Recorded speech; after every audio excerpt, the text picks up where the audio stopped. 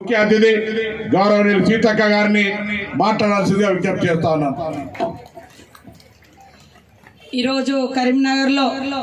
మరి అశేషంగా బతుకమ్మ ఏర్పాట్లు చేసి మా అక్క చెల్లెలందరినీ ఇక్కడికి ఆహ్వానించినటువంటి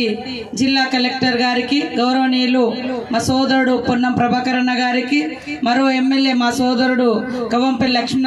సత్యనారాయణ గారికి,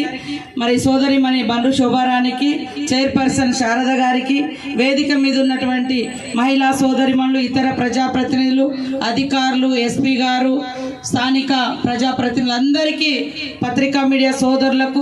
మా ఉద్యోగులకు, మా అంగన్వాడీ టీచర్ అమ్మలకు, స్టాఫ్ అందరికీ హృదయపూర్వక శుభాకాంక్షలను తెలియజేస్తా ఉన్నాం. ఈ యొక్క ప్రభుత్వం, ముఖ్యమంత్రి రేవంత్ రెడ్డి గారి ప్రభుత్వం మహిళల్ని ఆర్థికంగా, రాజకీయంగా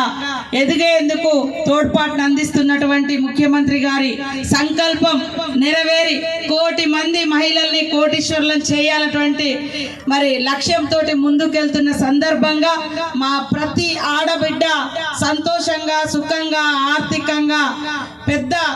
ఆర్థికవేత్తలుగా కూడా ఎదగాలని మనస్ఫూర్తిగా ఈ బతుకమ్మ తల్లి మనల్ని మన బతుకులని మార్చే విధంగా ఈ పండుగ మరింత ముందుకు సాగాలని మనస్ఫూర్తిగా కోరుకుంటూ ఇక్కడికి వచ్చిన మీ అందరికీ పేరు పేరున బతుకమ్మ శుభాకాంక్షలను తెలియజేస్తూ, అడ్వాన్స్ దసరా శుభాకాంక్షలను తెలియజేస్తూ, మనం ఎంత ఎత్తుకెదిగినా, ఏ పొజిషన్లో ఉన్నా, 100 ఏళ్ల నాటి ఈ సంస్కృతి, ఈ ఆచారం, ఈ పండుగ ఖచ్చితంగా మరొక 1000 ఏళ్ళు ఈ సమాజం ఉన్నంత వరకు మహిళలు ఇదే రకంగా ఆడుతూ పాడుతూ 9 రోజులు సంతోషంగా, ఐక్యంగా కలిసి నడవాలని కూడా మనస్ఫూర్తిగా కోరుకుంటూ సెలవు తీసుకుంటూ మీ అందరికీ బతుకమ్మ శుభాకాంక్షలను తెలియజేస్తా ఉన్నాను. ధన్యవాదాలు అక్కయ్య.